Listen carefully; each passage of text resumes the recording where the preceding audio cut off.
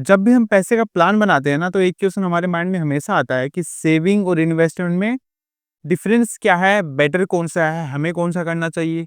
इस तरह काफ़ी डाउट्स हमारे मन में आते हैं। तो अगर आपके मन में भी ऐसे डाउट्स आते हैं या फिर आप जानना चाहते हो कि सेविंग और इन्वेस्टमेंट में आखिर डिफरेंस क्या है? क्या ये दोनों एक ही है? तो ये वीडियो आपके लिए है।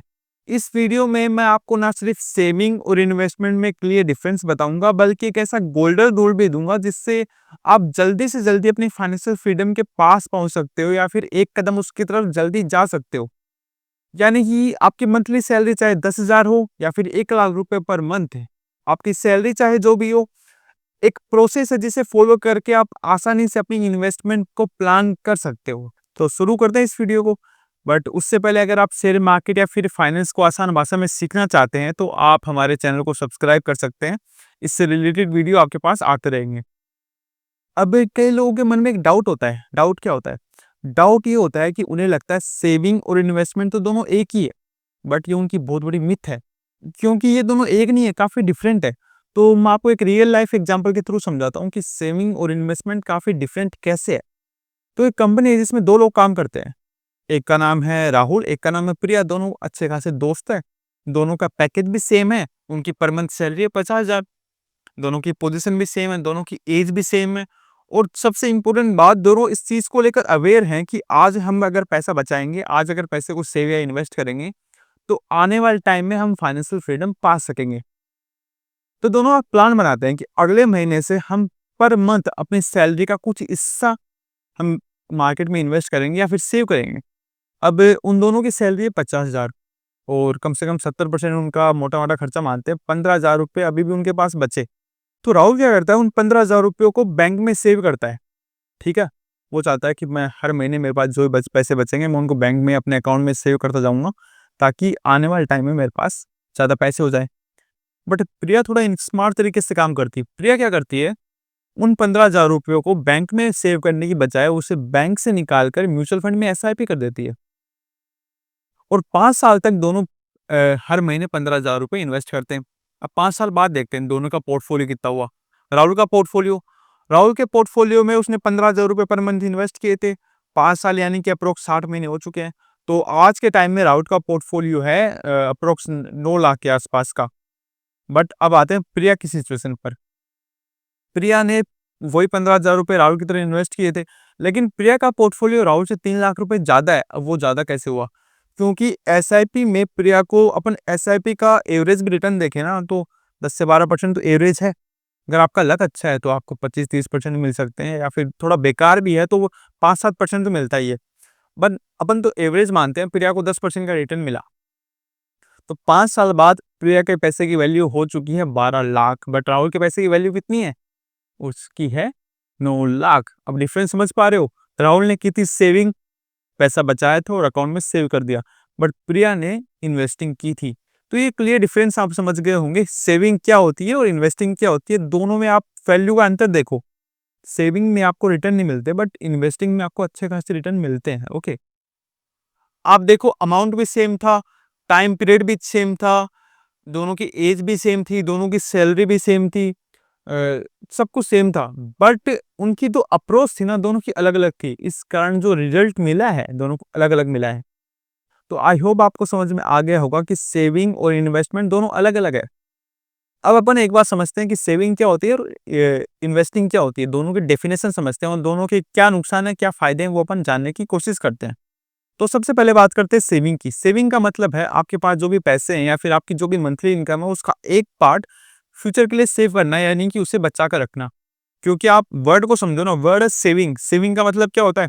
टुकड़ों में तोड़ो, सेव, यानी कि पैसे को सेव करना, सेफ रखना।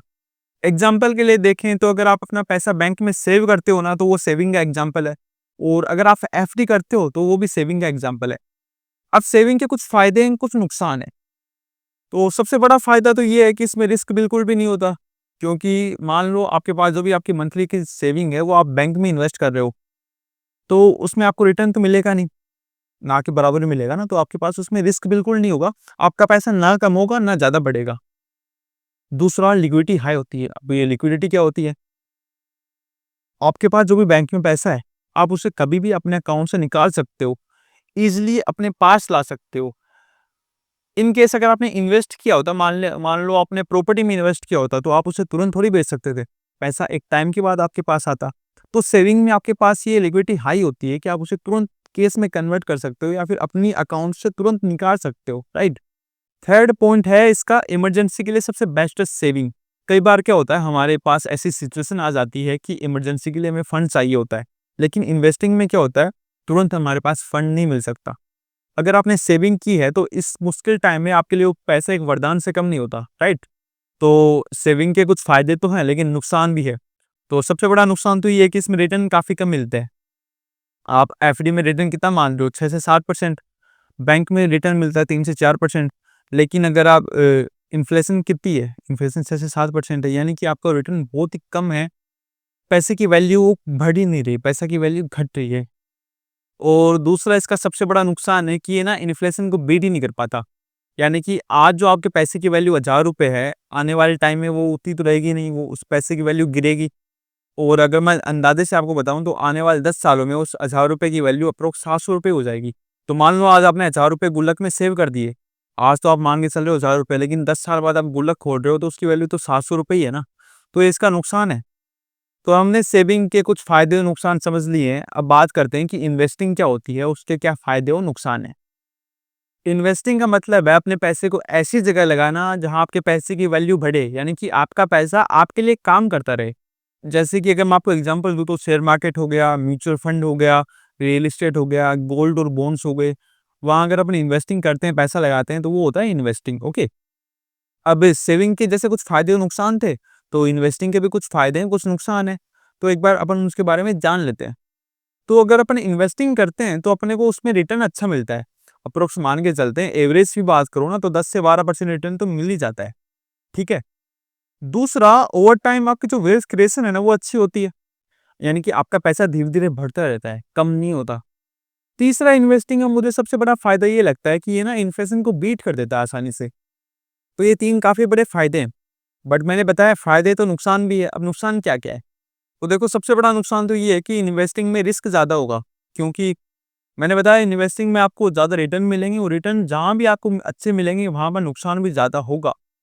तो एक तो आपको ये नुकसान रिस्क है यहाँ पे कि आपको नुकसान ज़्यादा हो सकता है।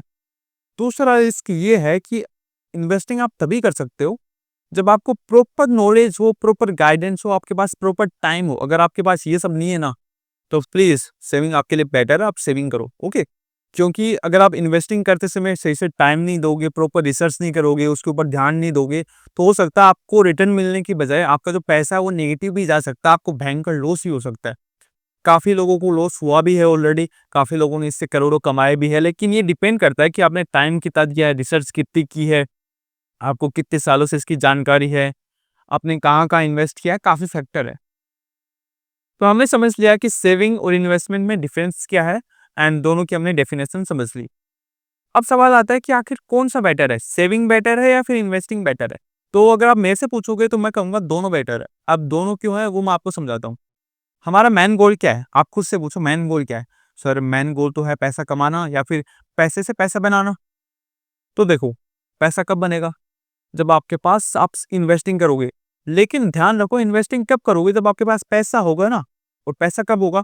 जब आप थोड़े-थोड़े पैसे जोड़ के उनको सेविंग करके पैसे तैयार करोगे। यानी कि पहले आप सेविंग करोगे, जब आपके पास अच्छी खासी सेविंग हो जाए तब आप उसे इन्वेस्ट करोगे, राइट? सपोज़ करो आप सोच रहे हो कि मैं ना प्रॉपर्टी में इन्वेस्ट करूँगा। अब 10 लाख का कोई प्लॉट आ रहा है। ये तो नहीं है कि 1 महीने में आपके पास 10 लाख रुपए हो जाएँगे। तो आप क्या करोगे? हर महीने 50,000, 60,000, 30,000, 1 लाख जो भी आपकी अमाउंट है, आप उसे सेव करोगे। बट कई बार ऐसे केस आते हैं जहाँ पर आपको डिफाइन करना पड़ता है कि आपकी सिचुएशन क्या है, आपका करंट गोल क्या है, आप चाहते क्या हो? मान लो आपका शॉर्ट टर्म का गोल है, यानी कि 3 साल के पहले का। हो सकता है आपको इमरजेंसी के लिए फंड इकट्ठा करना हो, या फिर कोई वेकेशन प्लान करने हो, उसके लिए आपको फंड इकट्ठा करना हो, या फिर हो सकता है आपको घर का मेंटेनेंस कराना हो। तो ये सब आपके शॉर्ट टर्म गोल है, तो इसके लिए तो सेविंग बेटर है, नो डाउट। बट जो गोल आपके लॉन्ग टर्म के हैं, यानी कि 3 से 5 साल से या फिर 10 साल से ज़्यादा जो भी आपके गोल है, वो होते हैं लॉन्ग टर्म गोल्स। हो सकता है आपको बच्चों की शादी की प्लानिंग करनी हो, या फिर चाइल्ड एजुकेशन है, यानी कि आपके बच्चे फ्यूचर में कुछ करना चाहते हैं, उसके लिए आपको पैसा जमा करना हो, या फिर आप अपनी रिटायरमेंट को सिक्योर करना चाहते हैं, या फिर आप चाहते हैं अभी मेरे पास 10 रुपए हैं या फिर 10 लाख रुपए हैं, मैं चाहता हूँ 20 साल बाद मेरे पास ये सेव हो जाए, अच्छी खासी इनका अमाउंट हो जाए। तो उस केस में आपके लिए बेटर है इन्वेस्टिंग, राइट? तो आपको कन्फ्यूज़ नहीं होना कि आपको सेविंग करनी है या इन्वेस्टिंग करना है, सिंपल सा है। अगर शॉर्ट टर्म का गोल है तो सेविंग कर लो ना, और लॉन्ग टर्म के लिए पैसा जमा करना है तो आप इन्वेस्टिंग करो। बट हमेशा एक गोल्डन रूल याद रखना कि आपकी जो भी सैलरी है ना, ये फाइनेंस का रूल है, आपकी जो भी सैलरी है तो 6 मंथ्स का इमरजेंसी फंड आपके पास हमेशा होना चाहिए एज ए सेविंग, ओके?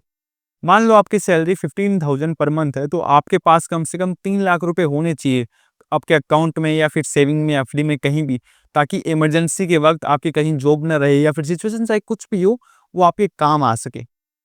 दूसरा रूल आप ये याद रखना कि बाकी जो पैसे हैं आप उन्हें स्मार्टली ऐसे इन्वेस्ट करो जहां लिक्विडिटी हाई हो, यानी कि आपको अच्छे रिटर्न्स तो मिले लेकिन उस पैसे को आप जल्दी से जल्दी कैश में कन्वर्ट कर सको, ठीक है?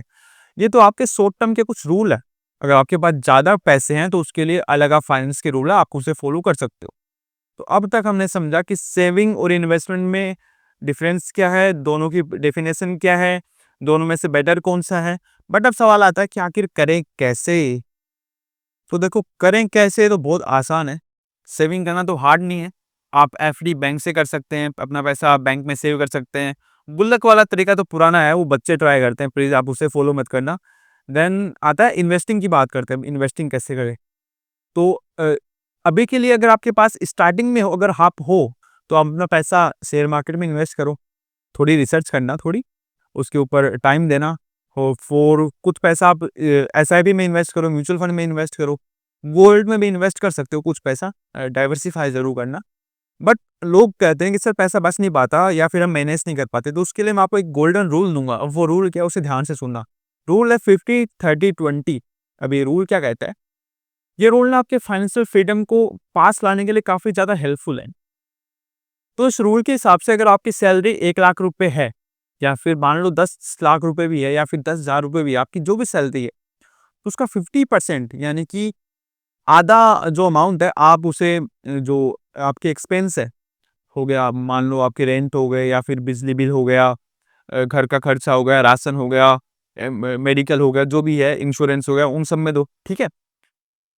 अब 50% बचा, 50% में से 30% आप क्या करो, आप ना उसे एन्जॉय करो, फैमिली के साथ उसे चिल करो। यानी कि आप ना अपनी लाइफ़स्टाइल को एन्जॉय करो 30% से।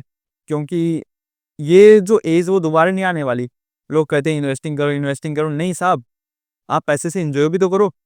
तो 30% से आप एन्जॉय करो, बट जो 20% पैसा जो आपके पास बचा है, मान लो आपकी सैलरी 1 लाख थी तो आपके पास 20,000 रुपए बचे हैं।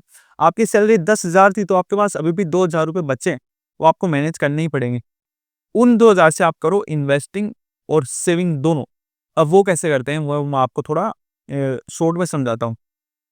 मान लो आपके पास 20,000 रुपए बचे या फिर 2,000 रुपए बचे, तो आप उन 20,000 में से 10,000 रुपए तो आप म्यूचुअल फंड में इन्वेस्ट कर दो, एसआईपी के फॉर्म में, ताकि आपको लॉन्ग टर्म में ग्रोथ मिलती रहे, ओके? और फिर बाकी आपके पास 10,000 बचे, 10,000 में से आप 5,000 रुपए शेयर मार्केट में इन्वेस्ट कर दो, जहाँ पे आपको रिटर्न काफ़ी अच्छे मिल सकते हैं, लेकिन वहाँ रिस्क भी ज़्यादा होता है। वो शॉर्ट टर्म के लिए आपके काफ़ी ज़्यादा काम आ सकते हैं, लॉन्ग टर्म में भी काम आएँगे। अभी भी आपके पास 5,000 रुपए पूरे के पूरे बचे हुए हैं। उन 5,000 रुपीज़ को आप ना एफडी कर दो, यानी कि कभी भी आपकी इमरजेंसी सिचुएशन हो या फिर आपको सेविंग चाहिए हो, आपके पास काम आ सके। तो ये प्रॉपर स्ट्रक्चर है। ये इस रूल को अपन डीपली समझे तो काफ़ी बड़ा रूल है, इसके बारे में कभी और अपन बात करेंगे। लेकिन अभी आप शॉर्ट के लिए इतना समझ सकते हो कि आप 50-30-20 रूल को फॉलो करो, जिससे आप अपनी जो फाइनेंशियल फ्रीडम है, उसको एक कदम आप पास ला सकोगे, ओके? तो आई होप आपको समझ में आया होगा कि सेविंग और इन्वेस्टमेंट आखिर डिफरेंस कैसे हैं। आपके मन में अभी तक जो मिथ चली आ रही थी कि सेविंग और इन्वेस्टमेंट एक ही तो होता है, वो एक नहीं होता। हमने इस वीडियो में डिटेल में समझा है।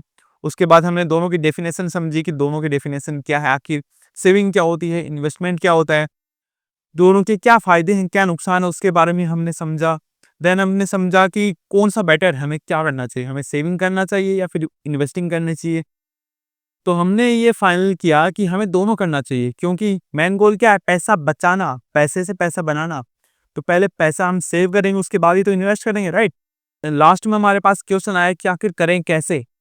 तो सिंपल सा है, सेविंग तो बहुत ही सिंपल है। इन्वेस्टिंग के लिए आपको डीमैट अकाउंट कुछ चाहिए होते हैं, तो डिस्क्रिप्शन में आपके पास लिंक मिल जाएगी। आप वहाँ से अपना डीमैट अकाउंट ईज़िली खोल सकते हैं, ओके? अगर फिर भी आपके पास कोई डाउट है, तो कमेंट सेक्शन आपके लिए ओपन है। आप कुछ भी कमेंट करो, आपको रिप्लाई पक्का मिलने वाला है और चैनल प्लीज़ सब्सक्राइब कर सकते हैं। मिलते हैं नेक्स्ट वीडियो में। आप किस टॉपिक के बारे में जानना और चाहते हैं डिटेल्स में, तो आप कमेंट में बता सकते हैं। मैं पक्का उस टॉपिक की मैं वीडियो बनाने वाला हूँ। Thank you.